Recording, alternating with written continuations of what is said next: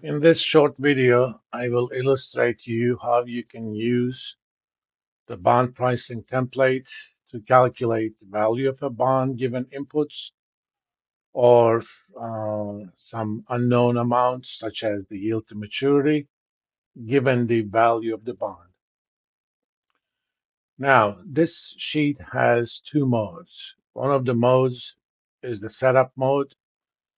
For that, you need to have this traffic light at the top to be red. If that is the case, as you can see here, it says problem setup mode. If all you want to do is, given the inputs, you want to calculate the value of the bond, you need to be in the setup mode or the problem setup mode, which means this traffic light is red. So let's enter our inputs.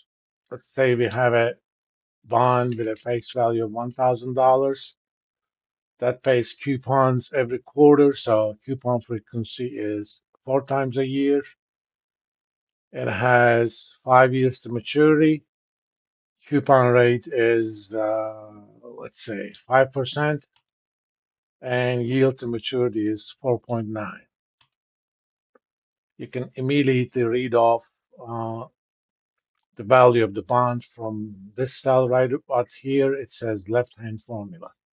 So this bond would be trading at, or should be expected to trade at $1,004.41. If one of the inputs change, such as changing the coupon frequency, as soon as you change it, that updates the formula. Or alternatively, one of the inputs change. This is a 30-year bond. Coupon rate is 10%.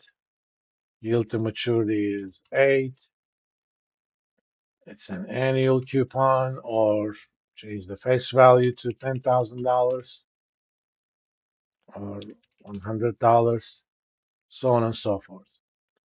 That part is easy to do. Now, the second type of usage of this template is to figure out one of the unknowns given a value uh, for the bond. Suppose I have a bond that is trading at, let's think about this bond, let's make it $1,000. Suppose I have a bond that is trading at $1,100. I would like to figure out what is the yield to maturity that's going to give me that price given all the other inputs. So a bond with a face value of 1,000, coupon frequency of 1, which means it's an annual coupon bond, 30 years maturity, coupon rate of 10%.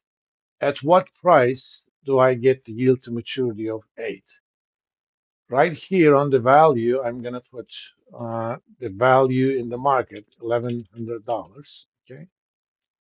And I'm going to change this setup mode to green light by double clicking on it. Double click, it becomes a red light. If you double click again, it becomes a red light. So double clicking toggles between the two.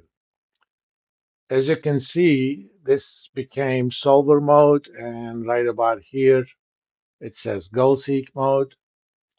That means if I choose my unknown, it's going to solve for the yield to maturity. In this case, it did. You know, suppose I needed to find the coupon rate given the yield to maturity. As you can see, the unknown is automatically highlighted with a rose color. And let me change this input back to something else. Suppose I want to know the coupon rate. That would give me a price of 1,100, given that yield to maturity is 8%. The macro behind this is triggered by changes in one of the inputs.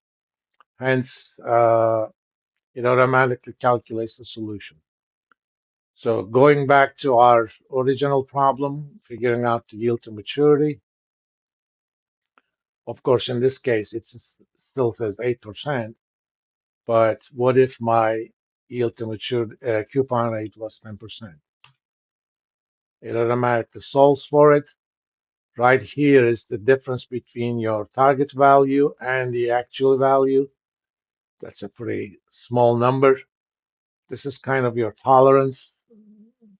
I don't think you'll ever need to do anything about it, but if you want even more precise results, you can make that smaller, or if you can live with something like 1 in a 10,000 or 101 million, when you're calculating dollar values, that's roughly equivalent to 1% of a cent.